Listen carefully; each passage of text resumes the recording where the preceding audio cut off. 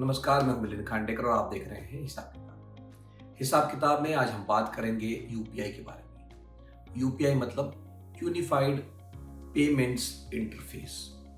पिछले हफ्ते भर से सोशल मीडिया पर बहस चल रही है कि यूपीआई फ्री रहेगा या नहीं। इसका कारण ये है कि लोकसभा में सरकार ने एक कानून पारित किया है जिसके बाद यूपीआई और रुपे क्रेडिट कार्ड्स पर या डेबिट कार्ड्स पर चार्ज लगना संभव हो सकेगा। तो अभी कोई फैसला हुआ नहीं है, लेकिन जिस तरह का प्रस्ताव है उसे देखते हुए एक बात कही जा सकती है कि अगर यूपीआई पर चार्ज लगेगा भी तब भी वो आपको नहीं चुकाना पड़ेगा।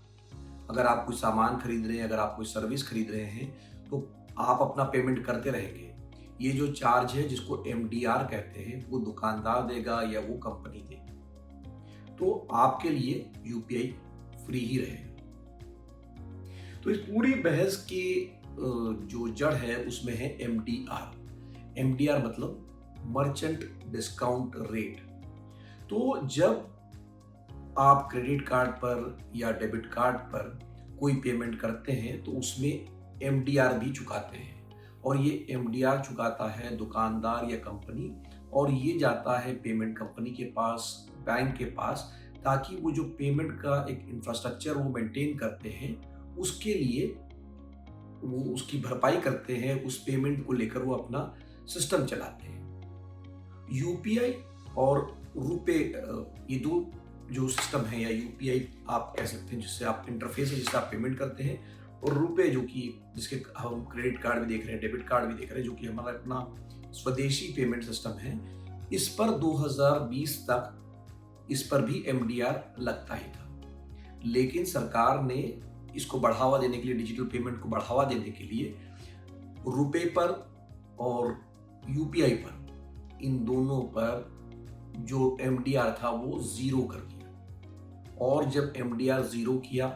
तो जबरदस्त उछाल आया यूपीआई पेमेंट में। आप इस तरह से सोचिए कि 5 साल पहले यूपीआई से हर रोज करीब 10 करोड़ पेमेंट होते थे, मतलब 10 करोड़ ट्रांजैक्शन होते थे। और अब जुलाई महीने का जो आंकड़ा आया है उसके मुताबिक हर महीने 76 करोड़ ट्रांजैक्शन हर रोज होते हैं। मतलब 7 गुना से भी ज्यादा ट्रांजैक्शन बढ़ गए हैं जब से एमडीआर हटा है।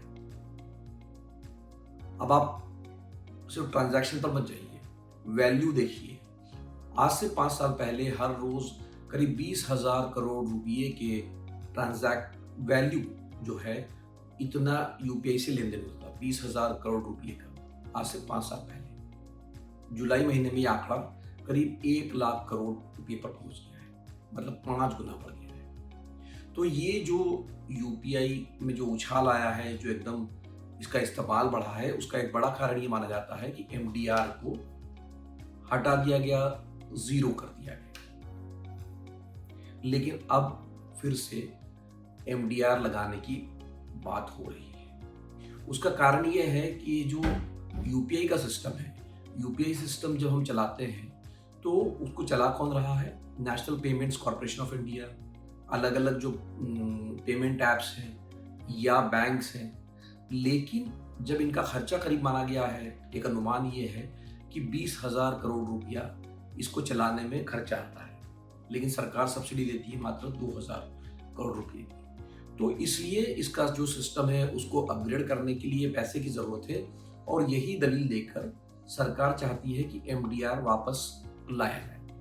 लेकिन जो एमडीआर लाने की बात भी चल रही है, यानी मर्चेंट डिस्काउंट रेट, वो भी कोई हर ट्रांजैक्शन पर चलाने की बात नहीं कर रही है। प्रस्ताव ये है कि 2,000 रुपये से ज्यादा का जो ट्रांजैक्शन होगा वहां पर 0.3 से 0.5% तक एमडीआर देना पड़ेगा, और वो भी कंपनी देगी जो आपको सर्विस बेच रही है या सामान बेच रही है, या वो दुकानदार है वो देगा, आपको नहीं देना है।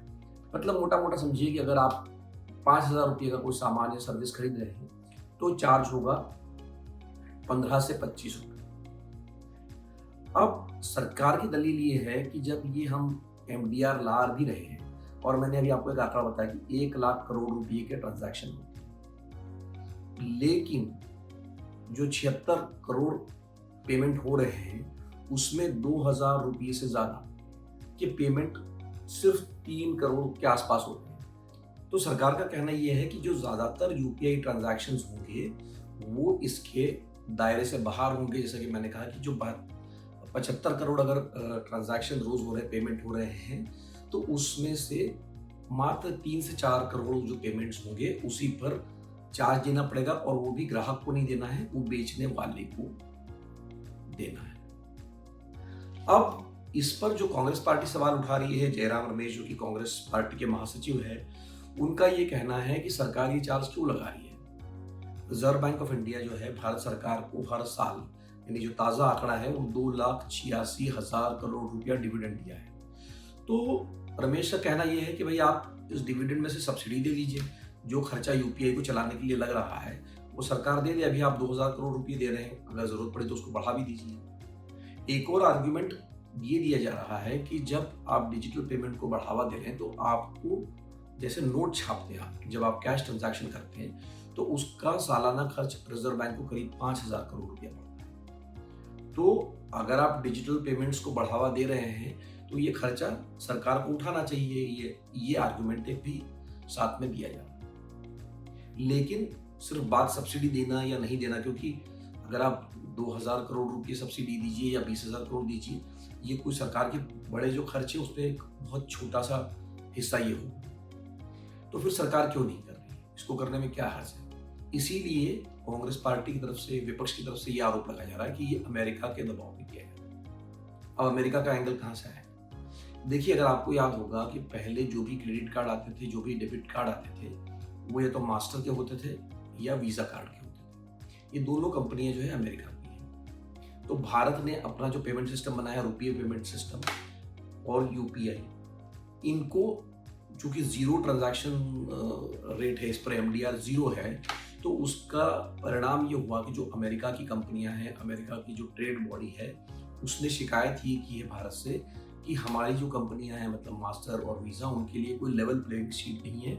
जो भारत की कंपनियां हैं उनको एक तरह से एडवांटेज दिया जा रहा है और एक अनफेयर ट्रेड प्रैक्टिस की जा रही है। तो ये आरोप विपक्ष का है कि कहीं ना कहीं अमेरिका के दबाव में ये एमडीआर लाया जा रहा है यूपीआई पर और रुपए पर। अब वित्त मंत्री निर्मला सीतारमण ने इसका जवाब दिया है जयराम रमेश को। उन्होंने कहा कि ये पूरा झूठा प्रचार है, आप दुष्प्रचार कर रहे हैं, ऐसी कोई बात नहीं है। और सबसे बड़ी बात, ये बहस अभी भी चल रही है। एक बात आप जरूर समझ लीजिए कि अभी भी ये कानून सिर्फ लोकसभा में पास हुआ है, राज्यसभा में पास होना बाकी है। उसके बाद राष्ट्रपति को उसको मंजूरी देनी है, और जब राष्ट्रपति भी मंजूरी दे देंगे उसके बाद भी कितना चार्ज लगेगा ये तय करना है रिजर्व बैंक ऑफ इंडिया को और अन्य संस्थाओं। तो कानून पास होने का मतलब ऑटोमेटिकली वो चार्ज लागू हो जाता, ऐसा नहीं है। उसके बाद भी रिजर्व बैंक और जो बाकी संस्थाएं वो तय करेंगी कि कितना एमडीआर लगाना है। और मान लीजिए उन्होंने लगाने का फैसला कर भी लिया, तब भी जैसे मैंने आपको कहा था कि ये जो चार्ज है ये आपको नहीं देना है, ये दुकानदार को देना है या वो कंपनी को देना है जो आपको सर्विस बेच रही है या सामान बेच रही है। और उसकी भी जो लिमिट तय की जा रही है वो बताया जा रहा है कि 2,000 से ऊपर का जब आप ट्रांजैक्शन करेंगे तभी वो चार्ज दुकानदार या कंपनी को देना पड़ सकता है। उसमें और भी शर्तें हैं कि भाई अगर कम से कम 1.5 करोड़ का कोई बिजनेस कर रहा हो तभी उसको उसके दायरे में लाया जाए। तो ये सारी अभी चर्चा के स्टेज पर है, लेकिन ये लागू भी होता है तब भी यूपीआई का चार्ज ध्यान रखिएगा कि आपको नहीं देना है, दुकानदार को देना है या कंपनी को देना है। हिसाब किताब में मेरी तरफ से आज इतना ही। अगर हिसाब किताब को लेकर आपका कोई सवाल है तो कमेंट बॉक्स में लिखकर भेजिए। मेरा प्रयास होगा कि आपके सवालों का मैं जवाब दे सकूं। एक बार फिर से हिसाब किताब का ये एपिसोड देखने के लिए आपका बहुत बहुत धन्यवाद। नमस्कार।